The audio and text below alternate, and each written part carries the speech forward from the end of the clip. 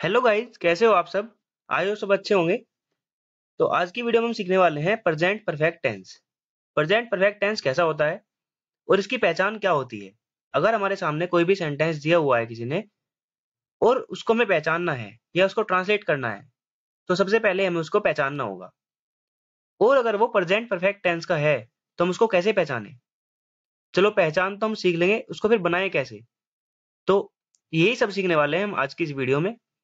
तो चलिए बिना देरी किए टॉपिक को शुरू करते हैं।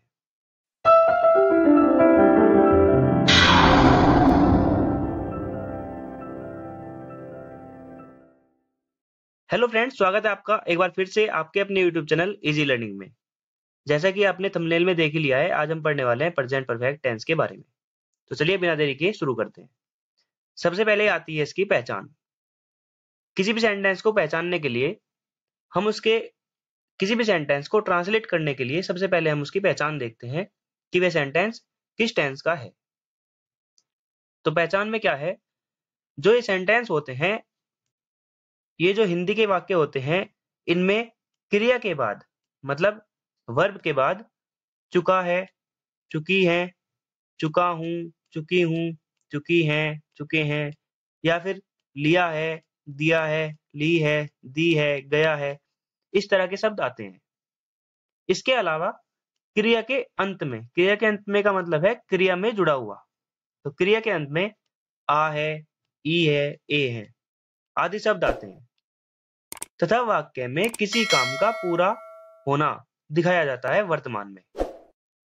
अल्टीमेटली इसका मतलब क्या है कि प्रेजेंट टाइम में किसी काम का पूरा हो जाना इसमें दिखाया जाता है। जैसे मान लो अगर मैं कहूं कि मोहन मुझे एक किताब पढ़ा चुका है, तो क्या है, इसमें प्रेजेंट टेंस में प्रेजेंट टाइम में किसी काम का पूरा होना दिखाया गया है। क्या है कि पढ़ा चुका है, एक किताब मोहन मुझे पढ़ा चुका है। प्रेजेंट टाइम में मोहन ने मुझे एक किताब पढ़ा दी है। इसमें क्या है, ये सेंटेंस प्रेजेंट परफेक्ट टेंस का है क्योंकि प्रेजेंट टाइम में किसी काम का पूरा होना बताया गया है। Mohan has taught me a book. चलिए सेकंड देखते हैं। कुछ बच्चे गलती करते हैं, जैसे मान लो हमने कहा कि सेंटेंस के अंत में क्रिया के अंत में आ है, ई है, ए है आदि शब्द आते हैं। तो बच्चे क्या करते हैं, वह केला है, अगर हम उनको ये दे सेंटेंस तो क्या करेंगे कि आ है आया हुआ है इसमें, वो सोचेंगे कि आ है इसमें आया हुआ है लास्ट में, तो ये सेंटेंस प्रेजेंट परफेक्ट टेंस का है। लेकिन नहीं, ऐसा नहीं है, क्योंकि इसमें हमने कहा था कि क्रिया के अंत में अगर कोई ना कोई काम है, उसमें काम है, उसके अंत में आ, ई, ए ये आया हुआ है, तो ही सेंटेंस वो प्रेजेंट परफेक्ट टेंस का होगा। तो हम कह सकते हैं कि ये प्रेजेंट परफेक्ट टेंस का सेंटेंस नहीं है क्योंकि इसमें कोई काम नहीं दर्शाया गया है। आई होप आपको क्लियर हो गया होगा। पहचान करनी सेंटेंस की आप सीख गए होंगे। चलिए आगे चलते हैं। अगर सेंटेंस की पहचान हम कर लेते हैं तो सेंटेंस को बनाते कैसे हैं, उसको ट्रांसलेट कैसे करते हैं। देखिए कुछ नियम है यहाँ पे बनाने के। सबसे पहला आता है हमारा नियम अफर्मेटिव सेंटेंस का।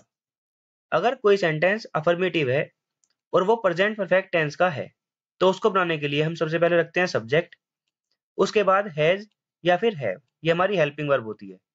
उसके बाद वर्ब की थर्ड फॉर्म, उसके बाद ऑब्जेक्ट फर्स्ट, फिर ऑब्जेक्ट सेकंड और उसके बाद अदर वर्ड। इसके बाद फुल स्टॉप लगा देते हैं सेंटेंस को पूरा करने के लिए। अगर हमारा सेंटेंस नेगेटिव है तो नेगेटिव के लिए ये वाला रूल फॉलो करते हैं। यहाँ पे क्या है कि हैज या हैव के बाद नोट आ जाता है। उसके बाद interrogative first. Interrogative first way sentence होते हैं जिसमें क्या शुरुआत में आता है, उनका आंसर हम हाँ या ना में दे सकते हैं। जैसे हैज या हैव, इसमें क्या है, हैज या हैव को पहले ला दिया गया है। हैज या हैव जो हेल्पिंग वर्ब है हमारी, उसको हम पहले ला देंगे। उसके बाद सब्जेक्ट, फिर नोट, अगर नोट नहीं है तो स्किप कर देंगे। उसके बाद वर्ब की थर्ड फॉर्म, फिर ऑब्जेक्ट फर्स्ट, फिर सेकंड, उसके बाद अदर वर्ड और फिर क्वेश्चन मार्क। इसके बाद क्या है, इंटरोगेटिव सेकंड।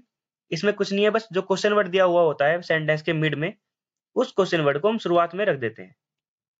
ऐसा कोई सेंटेंस जिसमें कोई क्वेश्चन वर्ड सेंटेंस के बीच में आ जाता है, क्या, कब, क्यों, कैसे, उसका आंसर हमें एक लाइन या एक पैराग्राफ में डिस्क्रिप्शन में हमें देना होता है, तो वो सेंटेंस इंटरोगेटिव सेकंड कहलाता है।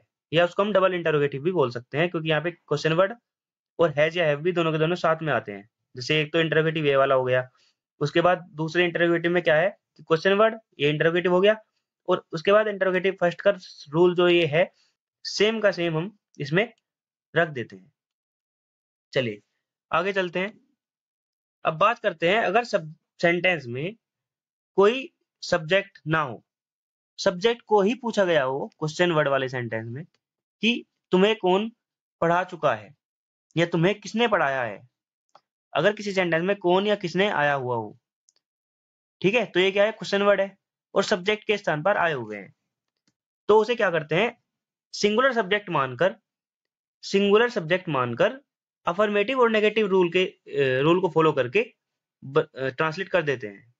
देखिए यहाँ पे बताया गया है कि यदि वाक्य में कोई प्रश्नवाचक शब्द कर्ता के स्थान पर हो, अर्थात कौन या किसने हो, तो उसे एक वचन कर्ता के स्थान पर रखकर इस प्रकार हम बनाते हैं। ये अफर्मेटिव वाला रूल है और ये नेगेटिव वाला क्या है, हु उसके बाद हैज।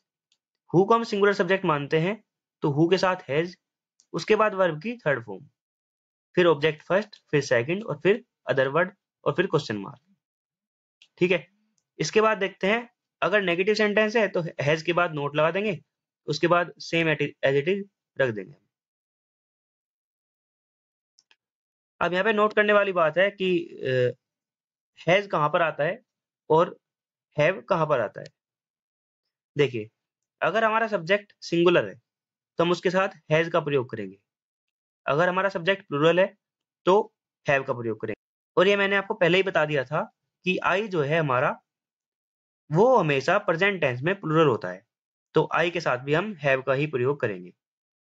अगर आपने एक वीडियो नहीं देखी है, बताया है जिसमें मैंने बताया है कि सब्जेक्ट, ऑब्जेक्ट और वर्ब इनको आइडेंटिफाई कैसे करते हैं 5-6 सेकंड के अंदर अंदर, मतलब सेंटेंस को देखते ही कैसे बता दें कि इसमें सब्जेक्ट ये है, वर्ब ये है और ऑब्जेक्ट ये है। ऑब्जेक्ट है तो कौन सा है, फर्स्ट है या सेकंड है। फर्स्ट सेकंड का मतलब ऑब्जेक्ट फर्स्ट होता है इनडायरेक्ट ऑब्जेक्ट, ऑब्जेक्ट सेकंड हम कहते हैं डायरेक्ट ऑब्जेक्ट को। तो ये कौन सा होता है उसका लिंक भी आपको मैं डिस्क्रिप्शन बॉक्स में दे दूंगा। और हाँ एक और बात, किसी भी सेंटेंस को बनाने के लिए हमें वर्ब की फॉर्म्स की आवश्यकता होती है। वर्ब की फॉर्म याद होनी चाहिए, उनके मीनिंग और उनकी forms, first form, second form, third form, ING form या एस या एस वाली फॉर्म, क्योंकि वर्ब की फॉर्म से ही चलता है पता कि सेंटेंस है कौन सा, और हर एक सेंटेंस में अलग अलग वर्ब की फॉर्म्स यूज होती हैं। अगर आपके याद नहीं है तो वो याद कर लीजिए, मैं उसका लिंक भी आपको एक डिस्क्रिप्शन बॉक्स में दे दूंगा। एक ड्राइव का लिंक है वो, उसमें आप अगर ओपन करोगे तो आपको मिलेगा एक पीडीएफ, उसको आप प्रिंट करा कर रख सकते हैं या हार्ड कॉपी की जगह सॉफ्ट कॉपी में भी आप उसको रख सकते हैं अपने पास और उसको याद कर सकते हैं। चलिए आगे चलते हैं, कुछ एग्जांपल्स देखते हैं इनके। देखिए जैसे हम कहते हैं कि उसने हमें गाली दी है, गाली देना क्या है, वर्ब है, गाली देना पूरा का पूरा वर्ब है और इसके लास्ट में ई लगा हुआ है, दी मतलब ई लगा हुआ है, ठीक है। तो ये हमारा सेंटेंस कौन सा है, प्रेजेंट परफेक्ट। ये तो हमारी पहचान है, लेकिन पहचानने के लिए इतना बहुत है, पर ये पूरी पहचान नहीं है। इसको समझने के लिए आपको ये याद रखना पड़ेगा कि प्रेजेंट में कोई काम पूरा हो अभी अभी, वही सेंटेंस हमारा प्रेजेंट परफेक्ट टेंस कहलाता है। अगर ये पास्ट में पूरा हुआ हो तो वो हमारा पास्ट इंडेफिनिट हो जाता है, उसको हम आगे पढ़ेंगे और इसके बारे में डिफरेंस भी देखेंगे पर पास्ट इंडेफिनिट पढ़ने के बाद। चलिए पहले फिलहाल ये सीख लीजिए कि उसने हमें गाली दी है कैसे बनेगा। ही, ही हमारा क्या है, सब्जेक्ट, उसके बाद ही सिंगुलर है तो हमने कर रख दिया इसके साथ हैज। उसके बाद आती है वर्ब की थर्ड फॉर्म, गाली देना होता है एब्यूज, एब्यूज की थर्ड फॉर्म होती है एब्यूज्ड। तो ही हैज एब्यूज्ड, किसे दी गाली, हमें। ये क्या है हमारा ऑब्जेक्ट फर्स्ट, इसको रख दिया हमने अस, ही हैज एब्यूज्ड अस और फिर फुल स्टॉप। तुमने उसे देख लिया है, यू हैव सीन हिम। तुमने की यू हमारा प्लूरल होता है, इसके साथ हैव, देखने की होती है सी और थर्ड थर्ड फॉर्म लगेगी इसमें, तो हो गया वो सीन। यू हैव सीन, किसे देखा, उसे, him, you have seen him. मैंने खाना नहीं पकाया है, सॉरी ये गलत बना हुआ है सेंटेंस, यहाँ पे क्या करेंगे, कुकिंग की जगह पे कुकड लगाएंगे, सी double O K E D.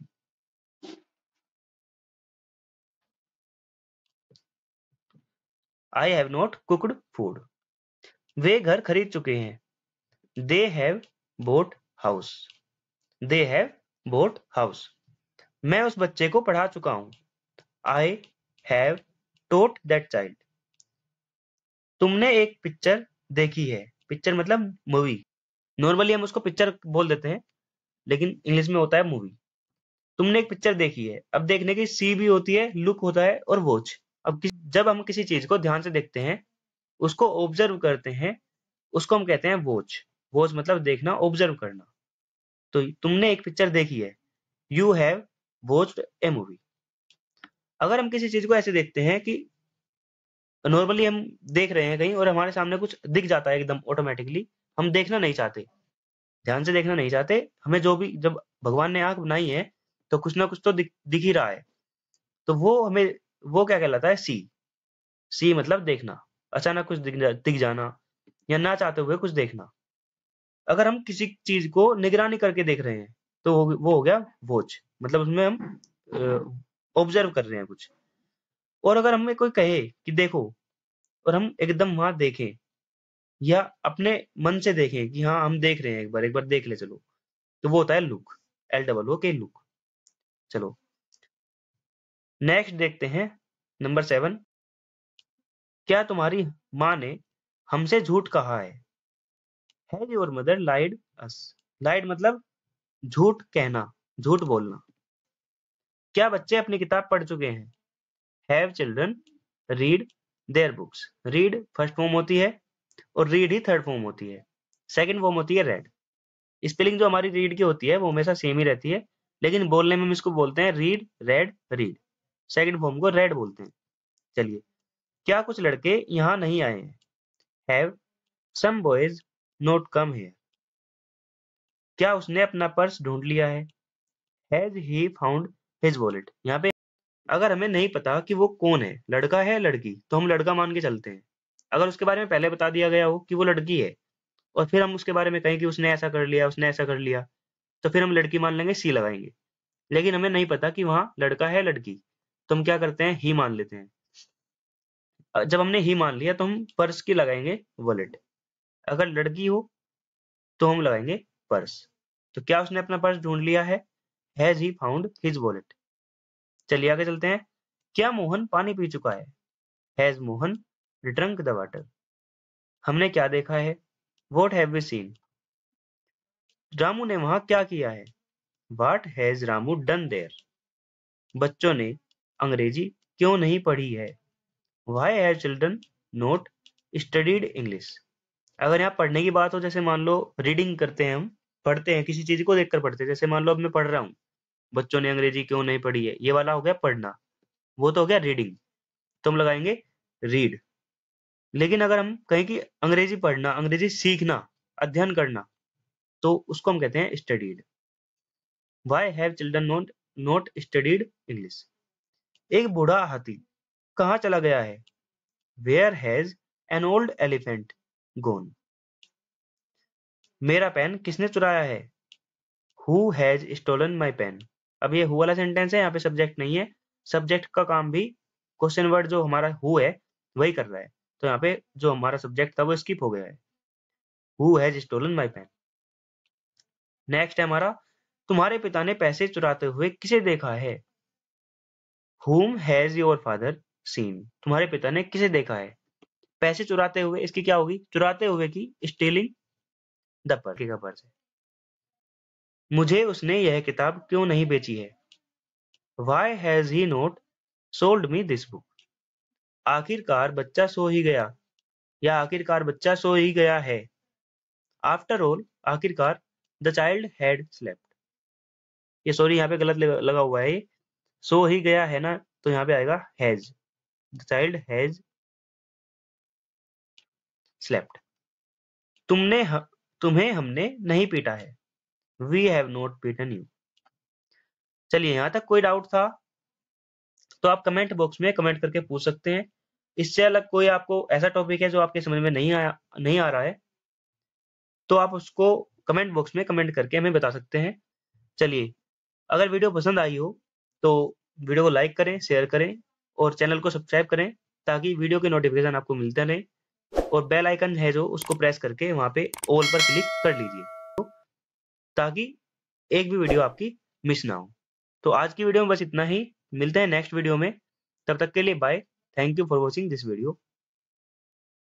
Like और शेयर ठोक दीजिए, महाकाल का दबा के लाइक और शेयर ठोक दीजिए, 5000 लौटे दिख जाना चाहिए।